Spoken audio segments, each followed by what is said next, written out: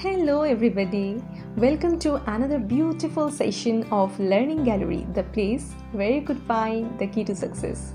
I know it's been a long gap I haven't met you, but today I promise you to make you feel good with the content. Well, today I'm going to talk about another very important, very interesting phenomena of every flowering plant, which is really very essential as well as important for most of the insects, birds, butterflies, etc. for their nutrition. I think you can guess. Yes, today I'm going to talk about the pollination of flowering plants. Actually, in the morning I've observed a bee was collecting the nectar from a very bright flower. And right then I've captured that moment to share with you. Not only that, I'm going to talk about the very peculiar stamen type of that particular flower. So let's see what is waiting for you.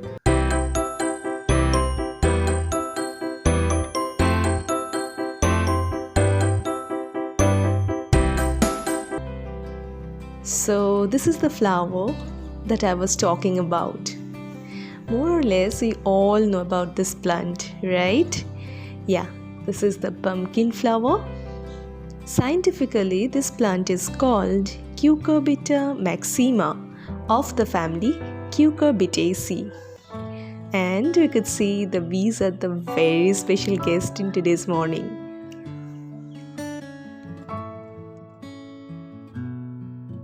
Pollination, the movement of genetic material in the form of pollen grains, is the key step in the development of most food crops.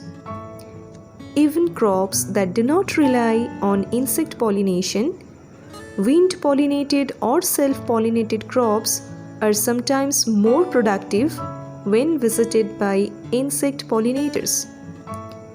Bees are a particularly important group of insect pollinators responsible for pollinating 60 to 70% of world's total flowering plant species, including nearly 900 food crops worldwide, such as apples, avocado, cucumbers, squash, etc. These crops comprise 15 to 30% of world food production.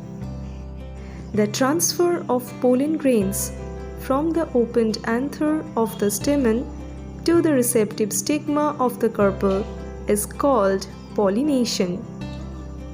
Pollinating agents are called pollinators. Pollinators can be abiotic, that is non-living, and biotic, that is living. Abiotic pollinators are wind, water, etc. Wind pollination is also termed as anemophily. Water is usually used only for few aquatic plants. Water pollination is also termed as hydrophily. Biotic pollinators refer to various animal species like mammals, reptiles, birds, insects, etc. Insects are the most common of them. Beetles, bees, moths, and birds are examples of biotic pollinating agents. Pollination by insect is also termed as entomophily. Insect pollinated flowers are generally large, colorful, fragrant, and rich in nectar. Pollination is mainly of two types. One is self-pollination and another one is cross-pollination. When the pollen grains are transferred from anther to the stigma of the same flower, the process is called self-pollination. As for example, we can say rice, wheat, tomato, pea, etc. But in case of cross-pollination, it involves the transfer of pollen grains from the flower of one plant to the stigma of the flower of another plant. This type of pollination takes place in onion, cucumber, sunflower, maize, etc. Well, now it's time for the dissection, and let us see what is the main peculiarity of this particular flower. Especially we will focus on the anther. Before that, it's important to know that it's an unisexual flower. That is, Androecium and gynoecium are formed in male and female flower respectively. This is the male flower. As I'm going to show you the specific anther type, let me show you the female flower also. This is the female flower.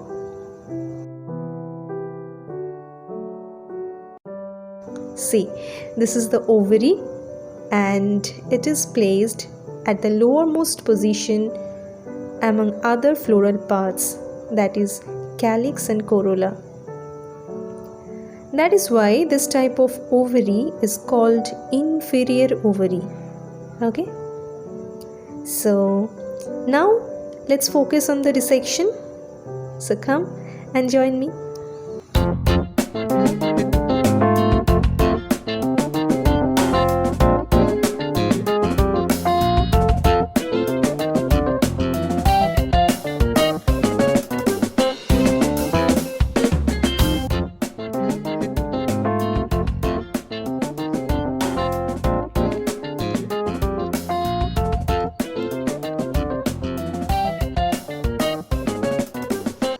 Here you could find some yellow powder-like substance like this. These are nothing but the pollen grains. See, this is the corolla, which is bright yellow in color, and this type of bell-shaped corolla is called campanulate type of corolla. This is the calyx, and we could see many fine hairs are present in the calyx. Basically, the whole plant body is very much pubescent.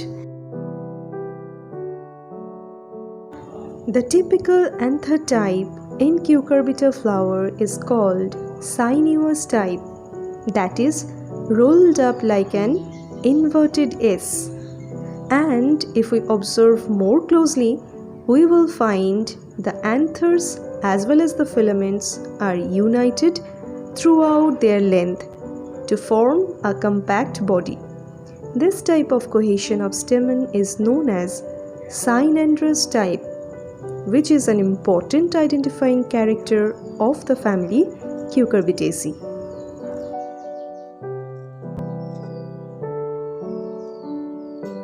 That's all for today. I hope I have kept my promise. If you find something interesting and helpful, then let me know in the comment section. Your one like really means a lot to me. I will see you soon on another day with a new topic. Till then, you take care, stay positive, stay healthy, and bye-bye.